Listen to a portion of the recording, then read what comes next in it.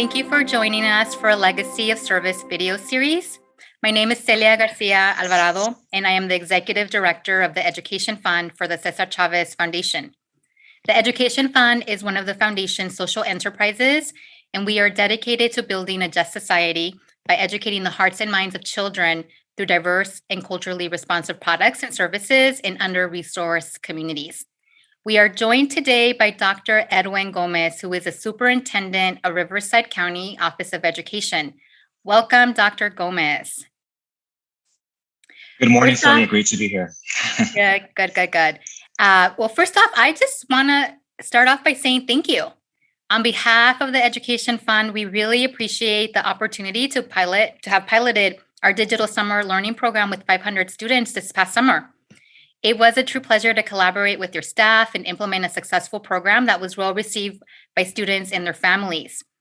And before we jump into talking about the program and sharing some details about it, I'd love to hear about your journey into education and what it means to you to be serving in this capacity as superintendent. Well, thank you so much, Celia. It's an honor to be here this morning with you, and a shout out to all of our viewers that are online and going to be watching this show or episode. Really, my journey began as an immigrant to this great nation. I was born in Tecate, Mexico, and from Peruvian parents. We also had obviously we lived the immigrant experience in the United States. I grew up in Pasadena. We grew up in poverty. I was a bilingual student, and I had terrific parents that really believed in capturing the American dream. And so they embedded within my brothers and I the heart and the passion to get into education, to learn as much as we could. We had terrific teachers that believed in us, teachers that believed in the promise of our future. And so I was very fortunate to have great role models in education, great teachers that really believed that whatever we put our minds to, we could become. And so, went the traditional route, high school, went to college, went to Pitzer College in Claremont, got my BA, my master's degree, and my passion, because I was so blessed by the teachers that I was under, I became a teacher. I taught kindergarten, 5th grade, 6th grades, taught middle school, and then I saw a need for leadership. And so I also got into the world of administration, became a vice principal, a principal, director, assistant superintendent. Then I served as a superintendent in 2 wonderful districts. And back in October of 2020, I was honored to be appointed as the Riverside County Superintendent of Schools. Awesome. Wow. Well, I mean, from where I sit, to have a Latino superintendent in that role, it's amazing. And so thank you so much for sharing about, your journey into this role. And, it's interesting because a lot of folks actually don't know that, also Cesar Chavez was a fervent proponent of education himself. He understood very well the needs of farm workers, that the needs actually went beyond the workday, and the lack of education opportunities for their children was one of, the many kind of crippling challenges that farm workers faced upon returning home to their communities after enduring, just a lot of abuse in the field. So in the 1960s, Cesar Chavez and his colleagues established the Huelga School in Delano to teach the kids of grape strikers and union staff. And then later, when the movement headquarters moved to what today is now known as the National Chavez Center in the Tehachapi Mountains in Keene, California, he set up a full-time Montessori school for children of the 200 plus staff who lived there, and what is now known as Villa La Paz Education and Conference Center. So yes, as the Education Fund, we share and build upon Cesar Chavez's commitment to education by working towards building an educational enterprise that will impact 1 million learners by 2028. And one of the programs that we developed is, very aligned to this vision and his core values.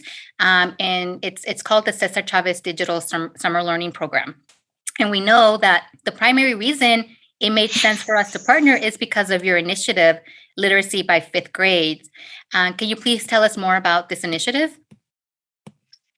Yeah, absolutely, Celia. One of the things that I want to kind of circle back on and talking about the origins of Cesar Chavez and his vision and his embracing of education, he talked a lot about the concept of the education of the heart. And Yeah. I think when we think about that ideology, when we wrap our mind around the profoundness of that concept, what he was saying is obviously arithmetic is extremely important. Literacy is also very valuable. But what he was really saying, though, is the humanizing pedagogy, being able to connect with our students, to connect with their language, being able to connect with their humanity, seeing them as individuals, as people, respecting their background, respecting their future, their ancestors, and so forth. I think that those were very powerful concepts. And I think that for me, and the work that we do at the Riverside County Office of Education and in partnership with this wonderful foundation is we always want to keep in mind that the work that we do is about the heart and making sure that we are extending that humanizing pedagogy with our students, with our teachers, and embracing them as individuals and not just as metrics or as numbers. But Yeah. basically, what we have at the Riverside County Office of Education is we have a literacy by fifth grade initiative. It really strives to promote and expand literacy throughout Riverside County. We believe that strong literacy skills are the foundation of all learning, and it really contributes to a student's ability to graduate from high school. It prepares them, obviously, for the social demands, the academic demands of college, the workforce, and civic responsibility. And when we think about the essential literacy skills that are needed in our society today, it's really about the ability to think critically. It's the ability to write, to do research, and to represent those aspects in a way that is collaborative, and obviously communicating that with empathy and compassion in all content areas. And so we're just very, very proud to have been able to partner with the Cesar Chavez Foundation. It's a wonderful example of what a successful program can do when you're working in partnership with a foundation that really believes in providing the resources, the connection for our migrant students to really expand their ability to grow in the areas of language arts and reading. And so very, very proud of this partnership. I think we were able to really reach over 500 students this summer. In the Coachella Valley, we have over 2,200 migrant education students. So reaching that large number of students has really, really been a blessing to our students. What you've just shared is this music to my ears, and I appreciate you really calling out, this focus on the heart for our work. Part of what I always tell our team, and when we are looking to partner with folks, if there's some synergies that we're identifying, is that we do really think about, approaching students from the lens of educating hearts and minds, right? Really, this holistic approach that we believe is really important. And so the program that we were able to develop and pilot with you all was just really, created through this unique lens where we fully believe that, children learn best when they are able to feel seen and heard. So we were very intentional about hiring culturally competent teachers with a special focus on bringing joy into learning. Just given the unique time that we're going through right now, that was really important to us. And we were also very intentional about building a strong mindset of "Si se puede," yes, I can. And so that's how we started the program. That's how we ended. And it wasn't surprising to start to seeing kids leading these chants over the days, and then it just kind of kept coming through, right? When something was hard, that they were able to kind of go back to that growth mindset, and really try their best, because again, they were feeling affirmed and really understanding that, again, with hard work, anything is possible. So I appreciate you really calling that out for us. Now, we know that the past year and a half, over a year and a half really now, has been particularly trying due to the pandemic that has affected student academic and socio-emotional learning. Can you please describe what type of impact this has had on your students and their families? Yeah, so yeah, what you mentioned is really a reality that we faced for 17 months. Obviously, with positivity rates still increasing, we're still going through this plague, call it, or a pandemic. Yeah. Very, very difficult, especially out in the Coachella Valley, where we have a lot of our migrant students, migrant families, the inaccessibility to appropriate medical care has been difficult for many of our families. And so I call this a period of academic regression for many of our students, students that have not been inclined to receive in-person instruction and have gone digital because of the restrictions that we had to put in place. We believe it's been very detrimental. We believe, obviously, that it's been very hard, especially with students of color, students in poverty. And this is why this summer program in partnership with the foundation has really been powerful. Once again, to have 500 students to be integrated into this 2-week program, focusing on helping students become better readers, to really have that accessibility to the technology, using the iReady digital instruction platform has really just been powerful in closing and mitigating that academic regression gap. We believe you mentioned the social emotional aspects, which many of our students were also given access to, I think has been very, very helpful as they've had outlets to really express some of their sentiments, some of the doubts, the fears, the concerns that they've had.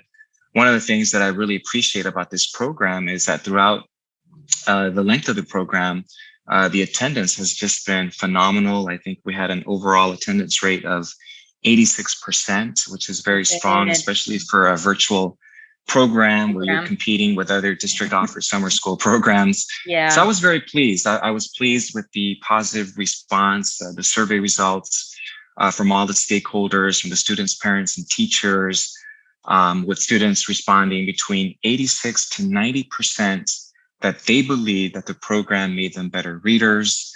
They said that the program was very beneficial, that they looked forward to engage in the iReady program. And so even the parents said that this was something that they would recommend and that they would hope that there's a continuity. And so very, very impressed with the Cesar Chavez Foundation, very grateful for the opportunity to continue such a powerful partnership.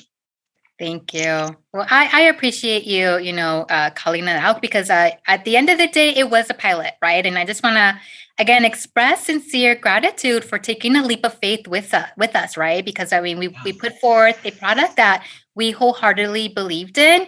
And, pilots can go in a lot of different directions, but, thank goodness that I think that from our team, from your team, we were able to really work together and deliver a really high quality. And like you said, it was really well received. And I do have to highlight the parent, the comments that we received. So we're always very intentional about serving our parents because, again, our focus is really on working with students pre-K to 8th grade.